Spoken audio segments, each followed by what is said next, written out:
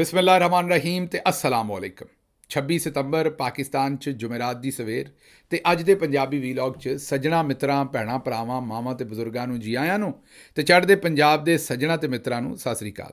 ਸਭ ਤੋਂ ਪਹਿਲਾਂ ਚੇਤੇ ਕਰਾਈਏ ਕਿ ਸੋਸ਼ਲ ਮੀਡੀਆ ਫਾਇਰਵਾਲ ਨੂੰ ਨਾਕਾਮ ਬਣਾਉਣ ਵਾਸਤੇ ਇਸ ਚੈਨਲ ਨੂੰ ਸਬਸਕ੍ਰਾਈਬ ਕਰੋ ਜੇ ਹਾਲੇ ਤੱਕ ਨਹੀਂ ਕੀਤਾ।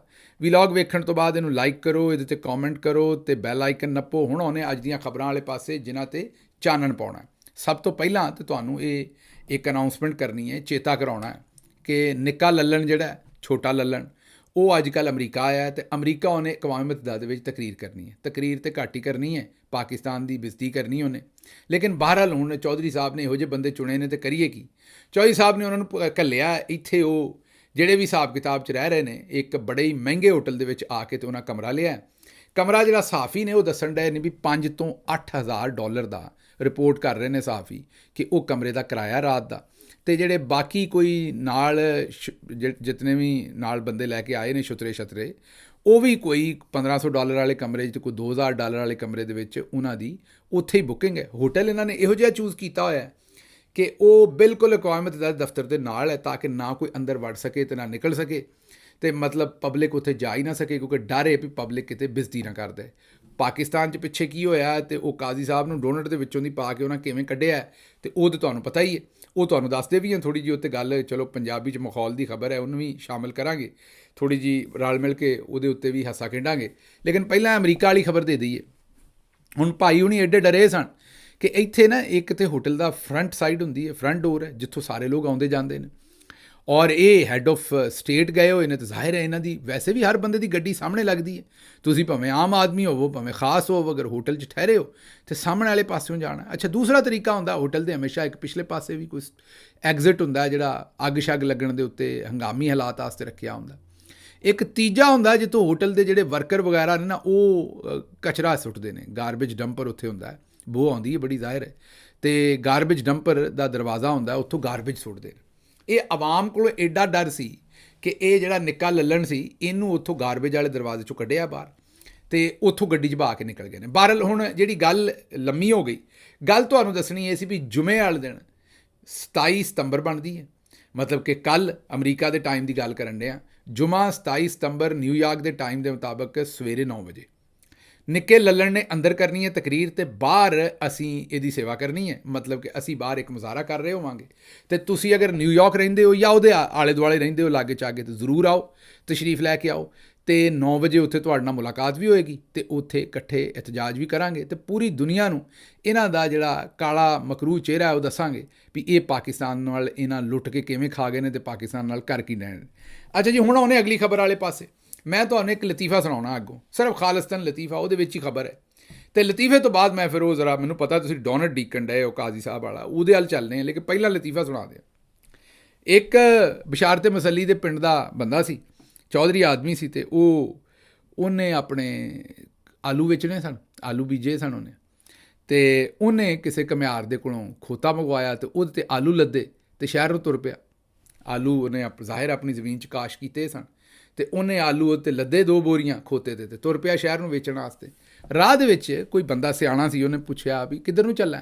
ਉਹਨੇ ਕਿਹਾ ਆਲੂ ਵੇਚਣ। ਉਹਨੇ ਕਿਹਾ ਆਲੂਆਂ ਦਾ ਤਾਂ ਅੱਜ ਕੱਲ੍ਹ ਰੇਟ ਬੜਾ ਡਿੱਗਿਆ ਹੈ ਅਤੇ ਜੇ ਤੇਰੇ ਆਲੂ ਸ਼ਹਿਰ 'ਚ ਨਾ ਵਿਕੇ ਤਾਂ ਫਿਰ ਕੀ ਕਰੇਗਾ। ਅਤੇ ਉਹਨੇ ਥੋੜ੍ਹਾ ਜਿਹਾ ਸੋਚ ਕੇ ਆਖਿਆ ਵੀ ਚੱਲ ਆਲੂ ਨਹੀਂ ਵਿਕਣਗੇ ਤਾਂ ਕੋਈ ਗੱਲ ਨਹੀਂ, ਖੋਤਾ ਸ਼ਹਿਰ ਹੀ ਵੇਖ ਲੇਗਾ, ਹੋਰ ਕੋਈ ਨਹੀਂ, ਖੋਤੇ ਨੂੰ ਸ਼ਹਿਰ ਵਿਖਾ ਲਾਂਗੇ। ਉਹੀ ਗੱਲ ਬਣੀ ਹੈ। ਸਾਡੀ ਜਿਹੜੀ ਨਵੀਂ ਨੈਸ਼ਨਲ ਪੋਲਿਸੀ ਹੈ ਉਹ ਮੈਨੂੰ ਇੱਕ ਵਾਰੀ ਨੰਬਰਦਾਰ ਸਾਹਿਬ ਨੇ ਗੱਲ ਦੱਸੀ ਸੀ। ਉਹਨਾਂ ਇਹ ਗੱਲ ਦੱਸੀ ਸੀ ਵੀ ਸਾਡੀ ਪੋਲਿਸੀ ਇਹੀ ਹੈ ਵੀ ਹਰ ਬੰਦੇ ਕੋਲੋਂ ਹਰ ਵੇਲੇ ਹਰ ਸ਼ੈ, ਹਰ ਕਿਸੇ ਕੋਲੋਂ ਹਰ ਸ਼ੈ ਹਰ ਵੇਲੇ ਮੰਗਦੇ ਰਹਿਣਾ। ਮਤਲਬ ਜਿਹੜਾ ਮਿਲੇ ਉਹਦੇ ਕੋਲੋਂ ਜਿਹੜੀ ਸ਼ੈ ਨਜ਼ਰ ਆਵੇ, ਉਹ ਜਿਹੜਾ ਮਰਜ਼ੀ ਵੇਲਾ ਹੋਵੇ ਉਹ ਉਹਦੇ ਕੋਲ ਮੰਗਦੇ ਰਹੋ। ਇਹ ਸਾਡੀ ਨੈਸ਼ਨਲ ਪੋਲਿਸੀ ਹੈ ਅਤੇ ਉਹੀ ਸਾਨੂੰ ਹੁੰਦੀ ਨਜ਼ਰ ਆ ਰਹੀ ਹੈ। ਨਿੱਕਾ ਲੱਲਣ ਜਿਹੜਾ ਉਹਨੇ ਉੱਤੇ ਜਿਹੜੀ ਤਕਰੀਰ ਮਾਰੀ ਹੈ, ਉਹਨੇ ਦੱਸਿਆ ਵੀ ਸਾਡਾ ਕੋਈ 150 ਅਰਬ ਦਾ ਜਿਹੜਾ ਨਾ ਨੁਕਸਾਨ ਹੋ ਗਿਆ ਅਤੇ ਸਾਨੂੰ ਜਿਹੜੇ ਕਰਜ਼ੇ ਲੈਣੇ ਪੈਂਦੇ ਨੇ, ਸਾਡਾ ਕੁਛ ਕਰੋ, ਸਾਨੂੰ ਪੈਸੇ ਦਿਓ। ਹੁਣ ਜਿਹੜੇ ਅੱਗੋਂ ਨੇ ਉਹ ਵੀ ਹੱਸਦੇ ਨੇ, ਉਹਨਾਂ ਤੁਹਾਨੂੰ ਦੇਣਾ ਕੱਖ ਨਹੀਂ, ਉਹਨਾਂ ਤੁਹਾਡੇ ਕੋਲੋਂ ਉਹ ਮਜ਼ਾਇਲ ਸ਼ਜ਼ਾਇਲ ਲੈਣੇ ਨੇ, ਤੁਹਾਡੇ ਐਟਮ ਬੰਬ ਲੈਣਾ ਜਿਹਨੂੰ ਬਣਾ ਕੇ ਬੈਠੇ ਹੋ ਅਤੇ ਮਜ਼ਾਇਲ ਲੈਣੇ ਨੇ, ਉਹ ਉਹਨਾਂ ਕੋਲ ਤੁਹਾਡੇ ਕੋਲ ਖੋਣੇ ਨਹੀਂ ਵੀ ਤੁਹਾਡੀ ਜੇਬ 'ਚੋਂ ਕੱਢ ਕੇ ਆਪਣੀ ਜੇਬ 'ਚ ਪਾ ਲੈਣੇ ਨੇ। ਉਹਨਾਂ ਤੁਹਾਡੇ ਨਾਲ ਇਹੋ ਜਿਹੇ ਮੁਆਹਦੇ ਕਰਨੇ ਨੇ ਵੀ ਗਾਹ ਨਹੀਂ ਬਣਾਓਗੇ, ਇਹਦੀ ਟੈਕਨੀਕ ਆਪਣੀ ਬਿਹਤਰ ਨਹੀਂ ਕਰੋਗੇ, ਇਹਦੇ ਵਿੱਚ ਇਹ ਨਹੀਂ ਲਾਓਗੇ, ਇਹਦੀ ਰੇਂਜ ਘੱਟ ਕਰ ਦਿਓਗੇ, ਇਹਦਾ ਆਹ ਕਰ ਦਿਓਗੇ, ਇਹਦਾ ਆਹ ਕਰ ਦਿਓਗੇ। ਇਹੋ ਜਿਹੇ ਉਹਨਾਂ ਤੁਹਾਡੇ ਨਾਲ ਮੁਆਹਦੇ ਕਰਕੇ ਤੁਹਾਨੂੰ ਫਾਰਗ ਕਰਨਾ ਅਤੇ ਇਸੇ ਤੋਂ ਤੁਹਾਡੇ ਜਿਹੜੇ ਨੇ ਹੱਡ ਪੈਰ ਤੋੜੇ ਜਾ ਰਹੇ ਨੇ ਤਾਂ ਕਿ ਤੁਸੀਂ ਆਖਿਰਕਾਰ ਉੱਥੇ ਡਿੱਗ ਪਵੋ ਤੇ ਫਿਰ ਤੁਹਾਡੀ ਨਿਊਕਲੀਅਰ ਪਾਵਰ ਜਿਹੜੀ ਉਹ ਤੁਹਾਡੇ ਕੋਲ ਲੈ ਲਈ ਜਾਏ ਤੇ ਉਸ ਤੋਂ ਬਾਅਦ ਤੁਹਾਡਾ ਇਲਾਜ ਉਹੀ ਹੋਏਗਾ ਜਿਹੜਾ ਚੌਧਰੀ ਆਪਣੇ ਖੋਤੇ ਦਾ ਕਰਨ ਡਿਆ ਸੀ ਵੀ ਚੱਲ ਹੋਰ ਕੋਈ ਨਹੀਂ ਸ਼ਹਿਰ ਤੇ ਵੇਖ ਲਏਗਾ। ਅੱਛਾ, ਇਹ ਖੋਤੇ ਤੋਂ ਚੇਤੇ ਆਇਆ, ਇਹ ਨਾਲ ਡੰਟੋਨਿਕ ਸਾਹਿਬ ਵੀ ਗਏ ਨੇ, ਮਤਲਬ ਉਹਨਾਂ ਨੂੰ ਮੈਂ ਮਾਜ਼ਰਤ ਨਾਲ ਖੋਤਾ ਨਹੀਂ ਕਹਿ ਰਿਹਾ, ਖੋਤੇ ਦੀ ਗੱਲ ਤੋਂ ਚੇਤੇ ਆਇਆ, ਉਹ ਵੀ ਗਏ ਨੇ ਉੱਥੇ ਨਿਊਯਾਰਕ। ਉੱਥੇ ਨਿਊਯਾਰਕ ਦੇ ਵਿੱਚ ਨਾ ਸਾਡੇ ਪਾਕਿਸਤਾਨੀ ਜਿਹੜੇ ਨੇ ਇਹ ਬੜੇ ਹੀ ਸਮਝਦਾਰ ਨੇ। ਵੈਸੇ ਤਾਂ ਉੱਥੇ ਬੜੇ ਬੜੇ ਪਾਕਿਸਤਾਨੀ ਨੇ, ਮਤਲਬ ਕਿ ਬੜੇ ਬੜੇ ਸਿਆਣੇ ਪਾਕਿਸਤਾਨੀ ਨੇ, ਸ਼ਾਇਦ ਰਜ਼ਾ ਰਾਂਝਾ ਸਾਹਿਬ ਵਰਗੇ ਬੰਦੇ ਵੀ ਉੱਥੇ ਮੌਜੂਦ ਨੇ ਜਿਹੜੇ ਸਿਆਣੇ ਨੇ। ਲੇਕਿਨ ਉੱਥੇ ਜਿਹੜੇ ਨਾ ਸਾਡੇ ਕਾਫੀ ਵਾਰ ਸਾਰੇ ਪਾਕਿਸਤਾਨੀ ਜਿਹੜੇ ਨੇ ਨਿਊਯਾਰਕ ਪੁਲਿਸ ਡਿਪਾਰਟਮੈਂਟ, ਜਿਹਨੂੰ NYPD ਕਹਿੰਦੇ ਨੇ, ਨਿਊਯਾਰਕ ਪੁਲਿਸ ਡਿਪਾਰਟਮੈਂਟ ਦੇ ਵਿੱਚ ਜਿਹੜਾ ਨਾ ਉਹ ਮੇਰਾ ਖਿਆਲ ਹੈ, ਅਗਰ ਮੈਂ ਗਲਤ ਨਹੀਂ ਤੇ ਹਜ਼ਾਰਾਂ ਦੀ ਤਾਦਾਦ ਦੇ ਵਿੱਚ ਨਾ ਟੋਟਲ ਨਫਰੀ ਹੈ ਉਹਦੀ, NYPD ਦੀ ਜਿਹੜੀ ਨਫਰੀ ਹੈ ਨਾ ਟੋਟਲ, ਉਹ ਹਜ਼ਾਰਾਂ ਦੀ ਤਾਦਾਦ 'ਚ ਹੈ। ਔਰ ਉਹਦੇ ਵਿੱਚ ਕਾਫੀ ਸਾਰੇ ਪਾਕਿਸਤਾਨੀ ਵੀ ਨੇ ਨਿਊਯਾਰਕ ਪੁਲਿਸ ਡਿਪਾਰਟਮੈਂਟ ਦੇ ਵਿੱਚ। ਉਹਦੀ ਵਜ੍ਹਾ ਤੋਂ ਜਦੋਂ ਅਸੀਂ ਵੀ ਕਈ ਵਾਰੀ ਜਾਂਦੇ ਹਾਂ ਤਾਂ ਉੱਥੇ ਯੂਨੀਫਾਰਮ ਦੇ ਵਿੱਚ ਜਿਹੜੇ ਨਿਊਯਾਰਕ ਪੁਲਿਸ ਦੇ ਪਾਕਿਸਤਾਨੀ ਯਾਰ ਸੱਜਣ ਹੁੰਦੇ ਨੇ ਜਾਂ ਗਾਂ ਉਹਨਾਂ ਦੇ ਜਿਹੜੇ ਅਮਰੀਕੀ ਦੋਸਤ ਵੀ ਹੁੰਦੇ ਨੇ, ਉਹ ਮਿਲਦੇ ਵੀ ਨੇ, ਕਈ ਵਾਰੀ ਚਾਹ ਸ਼ਾਹ ਵੀ ਪੀਂਦੇ ਨੇ। ਤੇ ਫਿਰ ਕਈ ਵਾਰੀ ਜਿਹੜੇ ਬੰਦੇ ਪਾਕਿਸਤਾਨ ਤੋਂ ਆਏ ਹੁੰਦੇ ਨੇ ਉਹਨਾਂ ਨੇ ਆਪਣੇ ਕੋਈ ਨੰਬਰ ਸ਼ੰਬਰ ਬਣਾਉਣੇ ਹੁੰਦੇ ਨੇ, ਫਿਰ ਸਾਨੂੰ ਤਾਂ ਇੱਥੇ ਅਮਰੀਕੀ ਪੁਲਿਸ ਪ੍ਰੋਟੋਕੋਲ ਦਿੰਦੀ, ਫਿਰ ਉਹਨਾਂ ਦੇ ਨਾਲ ਤਸਵੀਰਾਂ ਖਿੱਚ ਲੈਂਦੇ ਨੇ। ਮੈਨੂੰ ਅਜੇ ਤੱਕ ਚੇਤੇ ਹੈ ਕਿ ਜਦੋਂ ਸਾਡੀ ਹਕੂਮਤ ਸੀ ਤੇ ਮੈਂ ਇੱਕ ਵਾਰੀ ਅਮਰੀਕਾ ਆਇਆ ਤੇ ਉੱਥੇ ਅਮਰੀਕਾ ਦੇ ਵਿੱਚ ਰਾਂਝਾ ਸਾਹਿਬ ਵਗੈਰਾ ਨੇ ਕੋਈ ਕਾਫੀ ਸ਼ਾਫੀ 'ਤੇ ਹੋਸਟ ਕੀਤਾ ਨਿਊਯਾਰਕ ਦੇ ਵਿੱਚ। ਉੱਥੋਂ ਕਾਫੀ ਪੀ ਕੇ ਨਿਕਲੇ ਤੇ NYPD ਦੇ ਕੋਈ ਦੋਸਤ ਵੀ ਸਨ ਪਾਕਿਸਤਾਨੀ, ਉਹਨਾਂ ਇੱਕ ਗੱਡੀ ਪੁਲਿਸ ਦੀ ਕੋਈ ਬੱਤੀਆਂ ਛੱਤੀਆਂ ਬਾਲ ਕੇ ਅੱਗੇ ਲਾ ਲਈ ਤੇ ਇੱਕ ਪਿੱਛੇ ਲਾ ਲਈ। ਤੇ ਮੈਂ ਉਹਨਾਂ ਨੂੰ ਡੱਕ ਕੇ ਆਖਿਆ, ਮੈਂ ਕਿਹਾ ਯਾਰ ਗੱਲ ਸੁਣੋ, ਇੱਥੇ ਤਾਂ ਮੈਨੂੰ ਨਹੀਂ ਪਤਾ ਵੀ ਇਹਨਾਂ ਨੇ ਕੁਛ ਮੇਰੇ ਨਾਲ ਮਾੜਾ ਕਰਨਾ ਕਿ ਨਹੀਂ। ਜੇ ਇਹਦੀ ਫੋਟੋ ਉੱਥੇ ਇਮਰਾਨ ਖਾਨ ਸਾਹਿਬ ਕੋਲ ਪਹੁੰਚ ਗਈ ਨਾ ਤਾਂ ਮੈਂ ਜਦੋਂ ਉਤਰਨਾ ਹੈ ਨਾ ਤੇ ਮੇਰੀ ਕਲਾਸ ਲੱਗ ਜਾਣੀ। ਇਸ ਲਈ ਮਿਹਰਬਾਨੀ ਕਰੋ, ਮੈਨੂੰ ਇਹ ਪ੍ਰੋਟੋਕੋਲ ਨਾ ਦਿਓ, ਇਹ ਨਹੀਂ ਚਾਹੀਦਾ ਮੈਨੂੰ। ਇੰਝ ਹੀ ਸਾਵਾਂ ਹੀ ਜਿਹੜਾ ਨਾ ਉਹ ਪਾਕਿਸਤਾਨੀ ਅੱਪਣ ਦਿਓ, ਤੁਹਾਡੀ ਬੜੀ ਮਿਹਰਬਾਨੀ। ਬਹਰਹਾਲ ਉਹ ਹੁਣ ਜਨਾਬ ਡੰਟੋਨਿਕ ਸਾਹਿਬ ਆਏ ਨੇ ਤੇ ਡੰਟੋਨਿਕ ਸਾਹਿਬ ਨੂੰ ਉਹ ਫੜ ਕੇ ਜਿਹੜੇ ਇਹਨਾਂ ਲੈ ਗਏ ਨੇ ਮੁੰਡੇ, ਉਹ NYPD ਵਾਲੇ ਔਰ ਦੂਸਰੇ ਉੱਥੇ, ਤੇ ਉਹ ਡੰਟੋਨਿਕ ਨੂੰ ਕਦੀ ਇੱਧਰ ਖਿੱਚਦੇ ਨੇ ਕਦੀ ਇੱਧਰ ਖਿੱਚਦੇ ਨੇ, ਤਸਵੀਰਾਂ ਬਣਾ ਰਹੇ। ਤੇ ਡੰਟੋਨਿਕ ਵੀ ਰਾਜ਼ੀ ਹੈ। ਤੇ ਉਹ ਸ਼ਬਾਜ਼ ਸ਼ਰੀਫ ਸਾਹਿਬ ਨੂੰ ਕਿਸੇ ਸਹਾਫੀ ਨੇ ਦੱਸਿਆ ਵੀ ਜਨਾਬ ਇਹ ਤਸਵੀਰਾਂ ਦਾ ਕੀ ਫਾਇਦਾ, ਇੱਥੇ ਕੋਈ ਕਰਜ਼ਾ ਕੁਰਜ਼ਾ। ਉਹਨਾਂ ਕਿਹਾ ਚਲੋ ਕਰਜ਼ਾ ਨਹੀਂ ਲੱਭੇਗਾ, ਖੋਤਾ ਸ਼ਹਿਰ ਤੇ ਵੇਖ ਲਏਗਾ। ਇਹ ਗੱਲ ਯਾਦ ਆਈ। ਬਹਰਹਾਲ ਪੂਰੇ ਐਂਟਰਾਜ ਦੇ ਨਾਲ ਆਏ ਜੀ ਅਸੀਂ, ਬੜੀਆਂ ਸਾਰੀਆਂ ਗੱਡੀਆਂ ਅਸੀਂ ਕਿਰਾਏ 'ਤੇ ਲਈਆਂ ਨੇ। ਇੱਥੇ ਲੰਮਾ ਚੌੜਾ ਖਰਚਾ ਹੋ ਰਿਹਾ ਪਾਕਿਸਤਾਨ ਦਾ, ਔਰ ਮਹਿੰਗੇ ਹੋਟਲਾਂ ਦੇ ਵਿੱਚ। ਬੜੇ ਸਾਰੇ ਸਹਾਫੀ ਵੀ ਅਸੀਂ ਨਾਲ ਲੈ ਕੇ ਆਏ ਹਾਂ, ਸ਼ਬਾਜ਼ ਸ਼ਰੀਫ ਜਿਹੜੇ ਨਾ।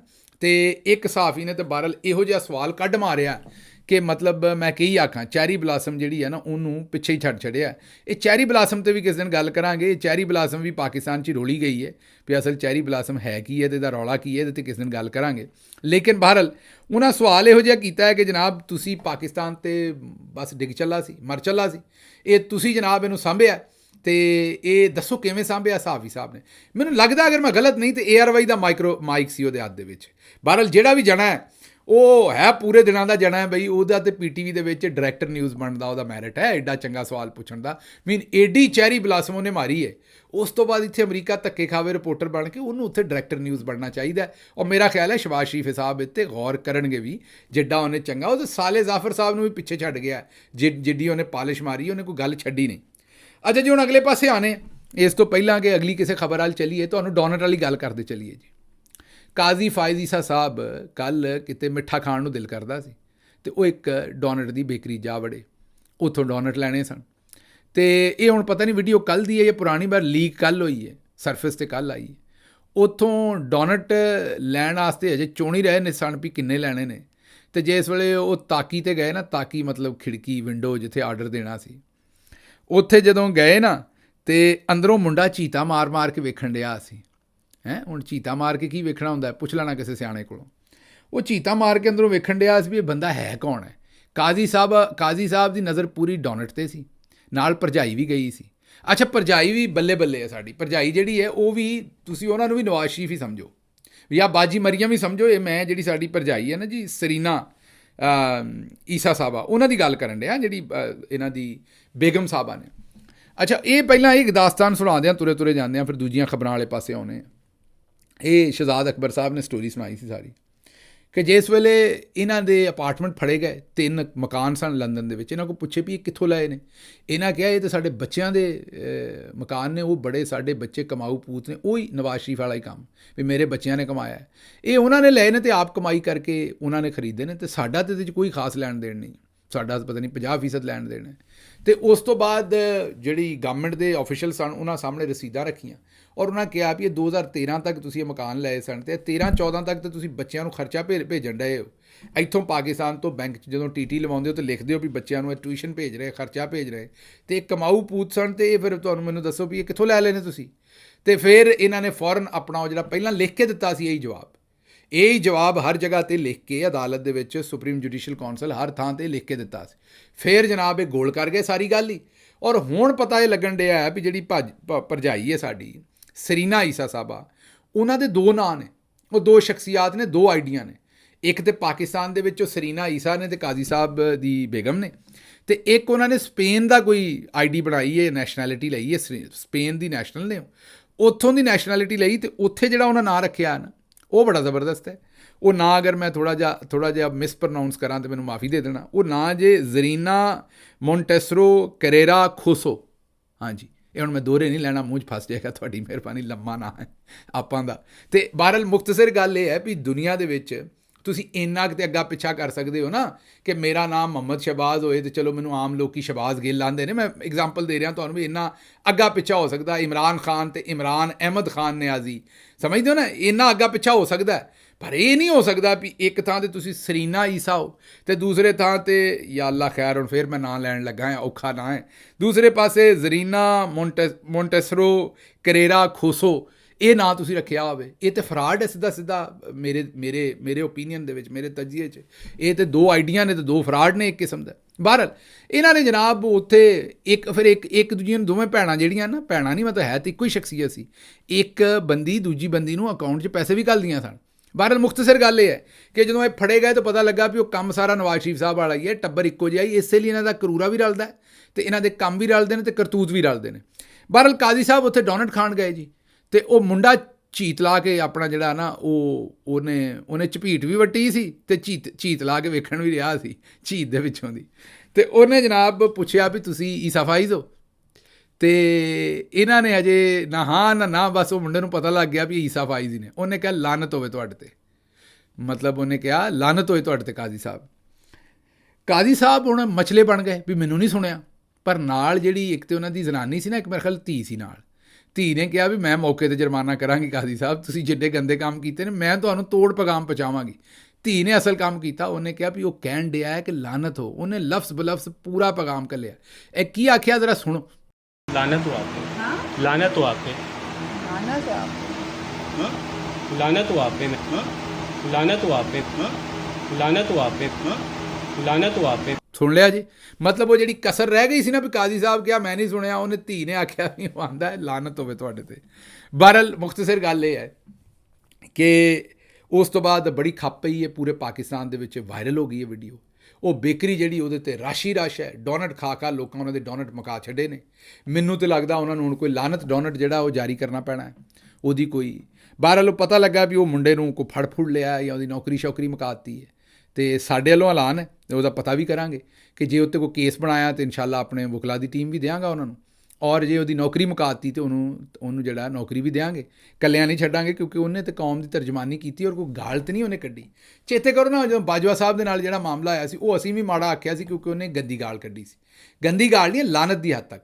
ਹਾਂ, ਲੇਕਿਨ ਇਹ ਬੰਦਾ ਸਿਆਣਾ ਸੀ, ਇਹਨੇ ਪਹਿਲਾਂ ਪੱਕ ਕਰ ਲਿਆ ਵੀ ਇਹ ਕਾਜ਼ੀ ਸਾਹਿਬ ਹੀ ਨੇ ਕਿ ਕੋਈ ਹੋਰ ਹੈ, ਕਿਉਂਕਿ ਉੱਥੇ ਬਾਜਵਾ ਸਾਹਿਬ ਮੁੱਕਰ ਗਏ ਸਨ। ਚੇਤਾ ਜੇ ਨਾ ਤੁਹਾਨੂੰ, ਇਹ ਸੁਣੋ ਯਾਰ ਮੈਂ ਨਹੀਂ ਹੋਇਆ ਆਦ ਨਸੀਬ ਹੀ ਹੋ ਗਈ, ਯਾਰ ਮੈਂ ਨਹੀਂ ਹੋਇਆ ਆਦ ਨਸੀਬ ਹੀ ਹੋ ਗਈ। ਬਾਜਵਾ ਸਾਹਿਬ ਨੇ ਕਿਹਾ ਸੀ ਮੈਂ ਹੈ ਹੀ ਨਹੀਂ ਉਹ ਬੰਦਾ।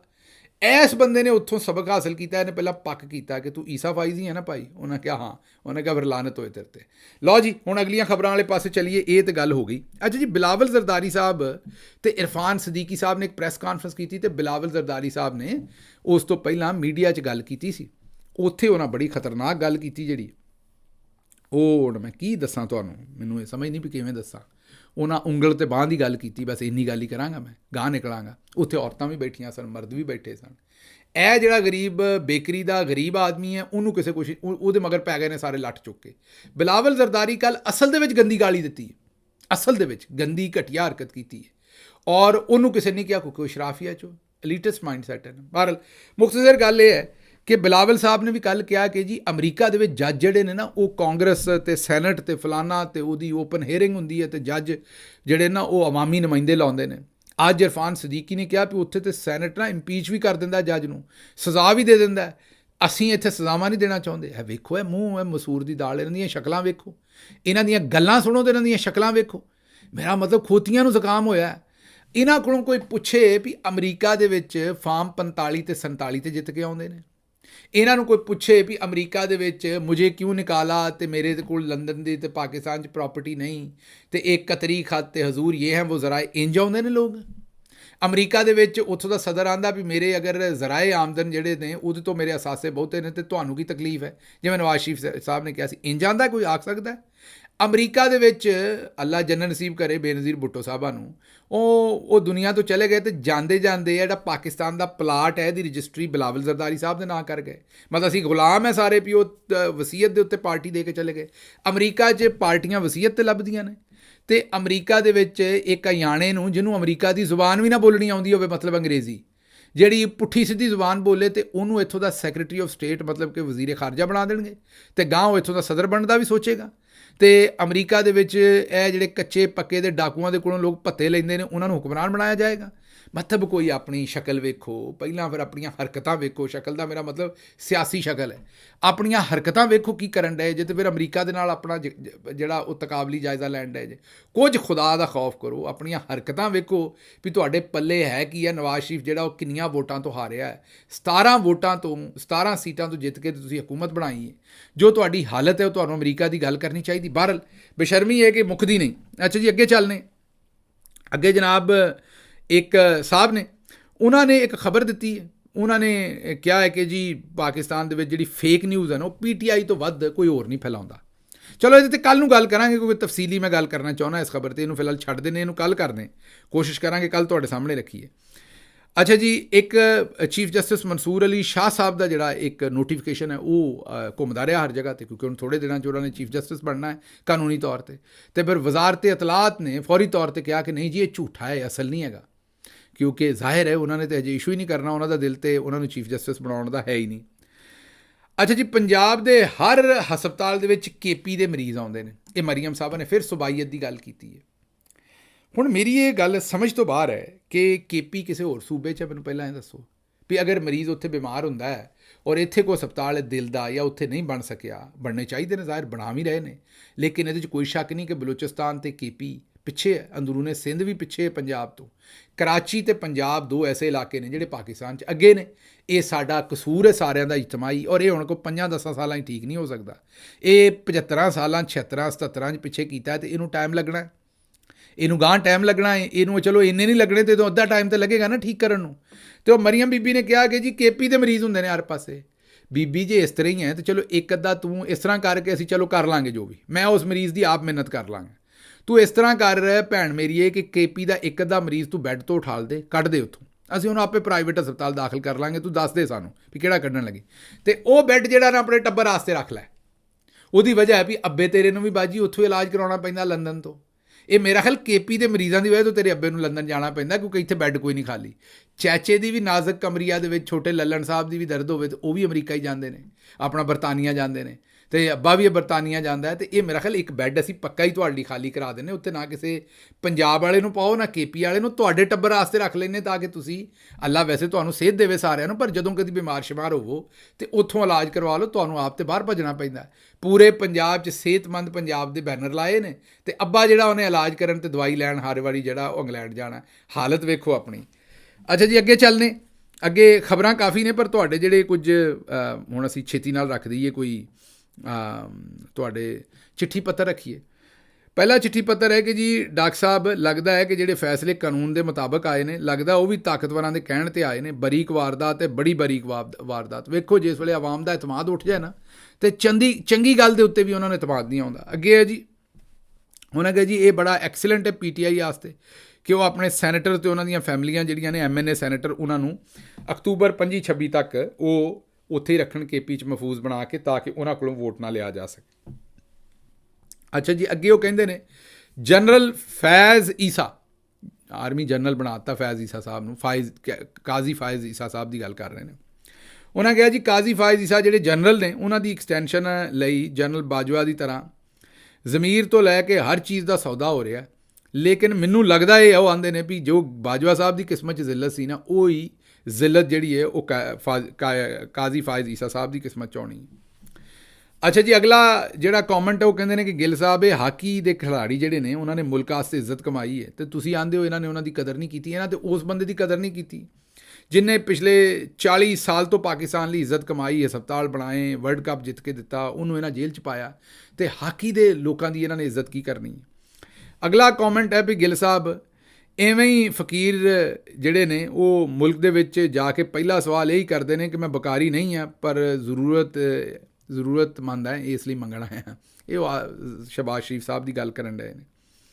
ਅਤੇ ਅੱਛਾ ਜੀ, ਹੁਣ ਕਮੈਂਟ ਤਾਂ ਕੁਝ ਹੋਰ ਵੀ ਨੇ, ਲੇਕਿਨ ਹੁਣ ਵੇਲਾ ਹੋ ਗਿਆ ਤੁਹਾਡੇ ਕੋਲ ਇਜਾਜ਼ਤ ਲੈਣ ਦਾ। ਲੇਕਿਨ ਉਸ ਤੋਂ ਪਹਿਲਾਂ ਤੁਹਾਨੂੰ ਚੇਤੇ ਕਰਾਉਣਾ ਹੈ ਕਿ ਪ੍ਰੋਟੈਸਟ ਜਿਹੜਾ ਹੋ ਰਿਹਾ 27 ਤਾਰੀਖ ਨੂੰ ਜੁਮੇ ਵਾਲੇ ਦਿਨ ਸੁਬਹ 9 ਵਜੇ ਇਹ ਅਕਵਾਮ ਮੁਤੱਹਿਦਾ ਦੇ ਦਫ਼ਤਰ ਦੇ ਸਾਹਮਣੇ, ਇਹਦੇ ਤੁਸੀਂ ਤਸ਼ਰੀਫ ਲੈ ਕੇ ਆਉਣਾ ਨਿਊਯਾਰਕ ਦੇ ਵਿੱਚ। ਮੈਨੂੰ ਇੱਥੋਂ ਇਜਾਜ਼ਤ ਦਿਓ, ਰੱਬ ਰੱਖਾ।